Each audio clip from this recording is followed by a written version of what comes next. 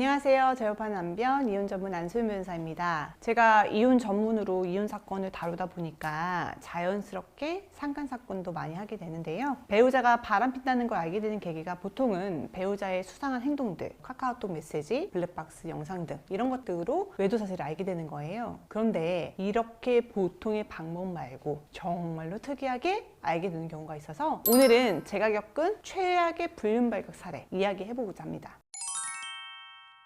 제가 몇 년 전에 상담을 했던 케이스였는데요. 아내분이 사무실에 오셨는데 너무 수척해 보이시더라고요. 그래서 제가 이렇게 말씀을 나눠보니까 남편이 사망한 지 49일이 되어서 49제를 어제 올리고 왔다고 하셨어요. 그래서 상속에 관련된 상담인가 보다 하고 돌아가신 남편분이 빚이 많으셨나요? 하고 질문을 드렸더니 아니요, 손해배상 소송을 하고 싶다라고 하시는 거죠. 그래서 제가 네? 어떤 일로 손해를 보셨을까요? 하니까 상간녀를 상대로 위자료를 받아야겠다고 하시면서 한참 우시더라고요. 알고 보니 남편이 동창들이랑 1박 2일로 등산 모임을 다녀온다고 해서 보내줬는데 갑자기 병원에서 연락이 온 거예요. 누구누구 씨 보호자 되시냐고. 등산하다가 다친 건가 많이 다쳤나 해서 병원으로 달려갔더니 남편이 혼수 상태인 거죠. 이야기를 들어보니까 대낮에 모텔 화장실에서 샤워를 하던 중에 갑자기 뇌출혈로 인해서 쓰러졌다는 거예요. 아내가 그때는 정신이 막 없어서 병원 수속하고 긴급 수술도 들어가야 해서 이상하다는 생각을 못했죠. 남편이 수술을 받은 이후에도 별 차도가 없어서 결국 혼수 상태로 지내다가 사망을 하고 신변 정리를 하다 보니 분명 남편은 동창들이랑 강원도 산에 다녀온다고 했는데 남편이 강원도가 아닌 타 지역 모텔에서 발견된 것도 그렇고 등산을 하러 가야 할 시간대에 모텔에서 샤워를 하고 있었던 것도 그렇고 남편 친구들 중에 같이 등산을 갔다고 하는 친구들도 없고 해서 남편 핸드폰을 보니 바람을 피우고 있었던 거죠. 그리고 등산 간다고 한 날 상간녀랑 다른 지역 여행을 가서 모텔에 투숙하고 성관계를 가지려고 하는 차에 쓰러진 겁니다. 아내는 그 사실을 안 이후부터 너무 괴로웠대요. 잘 생각해보세요. 애들 성인으로 다 키워놓고 은퇴한 남편이랑 서로 친구들 모임도 나가고 취미생활도 하고 이제 은퇴 이후의 삶을 즐길 일만 남았다 생각했는데 남편이 급사했어요. 이렇게 황무할 때가 어딨어요. 근데 그런 남편이 사실은 상간녀와 간 모텔에서 죽은 거다. 날 그동안 속이고 바람을 피우고 있었다. 남편이 너무 원망스럽고 너무 비꼬한데 그 분노나 화를 쏟아낼 대상인 남편이 살아있지 않은 겁니다. 남편의 핸드폰으로 확보한 증거들을 가지고 상간녀한테 연락을 해서 찾아가 볼까도 했지만 당시 본인의 심리 상태로는 상간녀를 직접 만나서는 오히려 더 큰 정신적 충격만 받을까봐 자녀들이 막 뜯어 말렸다고 하더라고요. 그리고 49제가 끝나고서 바로 상담을 받으러 오신 거였습니다. 제가 상담하면서 상간녀를 직접 만나지 않으신 건 정말로 잘하신 거라고 말씀을 드렸어요. 배우자의 외도 사실을 알고 난 직후에 상간녀, 상간남을 직접 만나시는 경우가 종종 있는데요. 이유는 다양해요. 상간자에게 다시는 만나지 말라 이렇게 엄포를 놓기 위해서도 있고요. 상간자가 도대체 어떻게 생겨먹었길래 내 배우자가 바람을 피웠나 정말 미치도록 궁금해서 가기도 하고요. 상간자에게 합의서를 직접 받아내기도 하는 등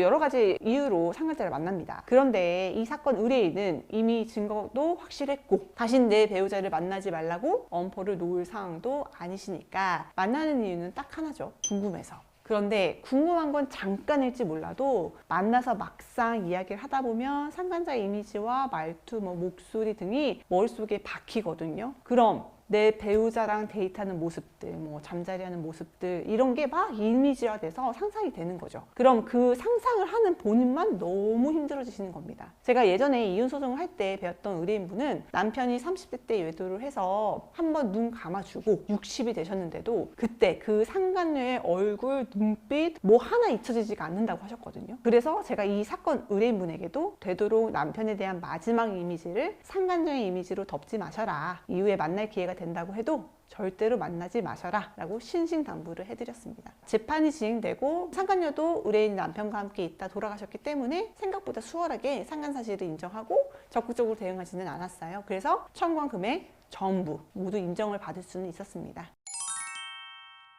오늘은 제가 보았던 배우자의 외도를 알게 되는 최악의 케이스를 말씀드려 봤는데요. 항상 상간자 소송을 진행하면서 너무 마음이 아파요. 배우자의 외도가 한낱 바람이라고 하죠. 이런 조금은 가벼운 느낌으로 다들 하는 거라는 이야기 많이 하시지만 그 배신을 겪는 일방은 정말로 너무 고통스럽고 지옥을 느끼면서 살아가거든요. 제가 옆에서 그거 정말 많이 봅니다. 그 그래서 제발 서로만 사랑하겠다는 서약을 하셨다면 그 약속을 지키면서 살아가셨으면 좋겠어요. 제가 준비한 영상은 여기까지예요. 다음에도 상간자 소송, 이용 관련된 내용으로 찾아뵙겠습니다. 구독과 좋아요 부탁드리고요. 시청해주셔서 감사합니다.